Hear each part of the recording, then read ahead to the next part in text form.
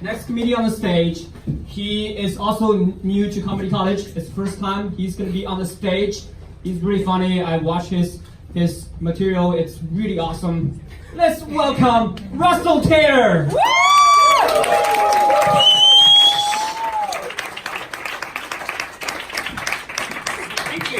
Thank you. Hi.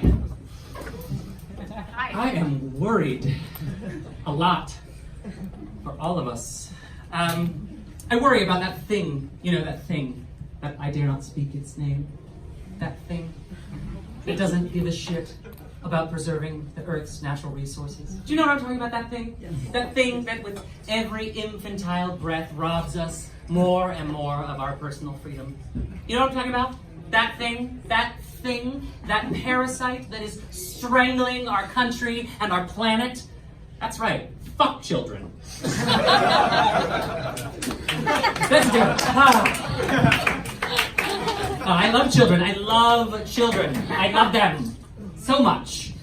You know, I believe that children are our future. Teach them well and let them lead the way. Spotlight. Show them all the beauty they possess inside. My full-length ermine coat slips off my shoulders to the stage and reveals a glorious yet understated Halston chiffon gown. Give them a sense of pride to make it easier. Slow reveal on the Sacramento Children's Chorus behind me. Let the children's laughter remind us how we used to be. Hydraulic lift off the stage rises me above the heads of the audience. I decided long ago never to walk in anyone's shadows. Rising like a Greek goddess to Olympus. If I fail, if I succeed, at least I live as I believe. Chiffon billows behind me like the wings of angels. No matter what they take from me, they can't take away my dignity. You know the rest, you know.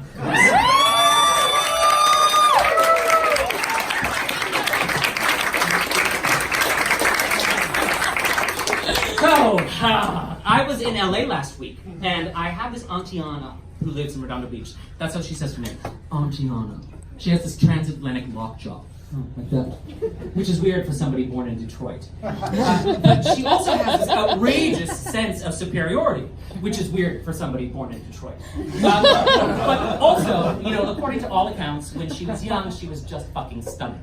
Which is weird for somebody born in Detroit. But she was. She looked like an Angelina Jolie, but more exotic. Okay, she had this creamy white skin and these sapphire eyes and this lustrous mane of chestnut brown hair and a great rack.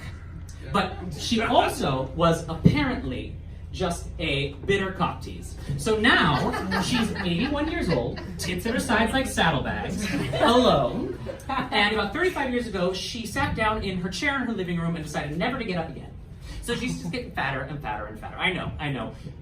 We'll see where this story goes. Anyway, in about 1970, she bought this beachfront condo overlooking the hills of Palos Verdes on one side, the Pacific Ocean right in front of her, and every day she sits in that chair with the blinds down. Just in this perpetual twilight, drifting in and out of consciousness, watching DVDs, the Spencer Tracy and Katharine Hepburn collection, the John Wayne collection, Sense and Sensibility, the BBC one from 1995 with Colin Firth, not the shitty one with Hugh Grant. She wouldn't watch that shit. But she sits there day in and day out, and I go to visit her whenever I'm in Redondo Beach because, you know, she did do nice things for me when I was in college. She would send me $100 out of the blue. So I am sufficiently guilted into going to visit her in her infirmity. Now, you know when they say sitting down all the time will kill you? Can you believe it? It will kill you. She has spent $100,000 on surgery, 2 hips, 2 knees, can't walk. Here's something else they don't tell you. Sitting down every day, all day, makes you lose total control of your bowels. So, her toilet is now a plastic bucket in a walker in her living room. But in a remarkable feat of ingenuity, because sometimes getting to the toilet is a bridge too far, she has just put down doggy pee-pee pads on her chair and around it. That's ingenuitive and, what's the other word? Anyway, I go to visit her and I know all this, right? I know the situation. So I call her up and I say, Auntie Anna, I will be there at 11 a.m. on the dot, right? Because I want her, if she has any shit to do, literally if she has any shit to do, I want her to do it before I get there. So I say, I'm going to be there at 11 a.m. on the dot. Fine. I show up when? 11 a.m. on the dot. Thank you. Yes, 11 a.m. on the dot. I ring the bell. Hello. It's me. I was just... Fine, come up. So I go upstairs, and she's sitting in her chair, and she looks at me and she says, I was just about to go potty. And I say, oh, it's fine. I'm going to be back.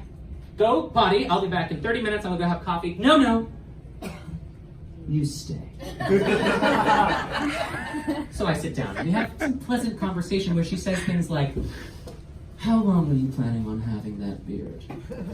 And eventually, the door opens, and in walks this 6'3", beautiful Nigerian woman. Just huge personality, dazzling bright smile, and she's a huge laugh. And this is Faith, my aunt's government nurse. And Faith walks in and takes one look at me and says, Annie, you did not tell me your nephew was so handsome. Oh, that big chest and those broad shoulders. You are so handsome. Do you have a girlfriend?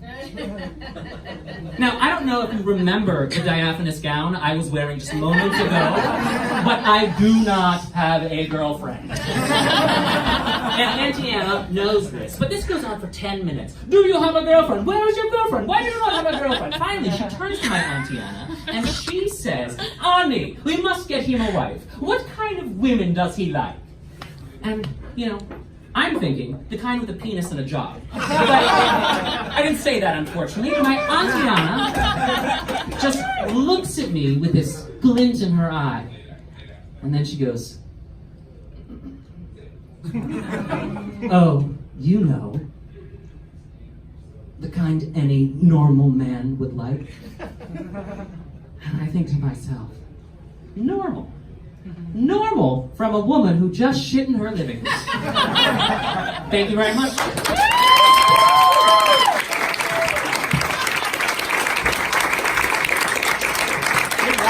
Russ,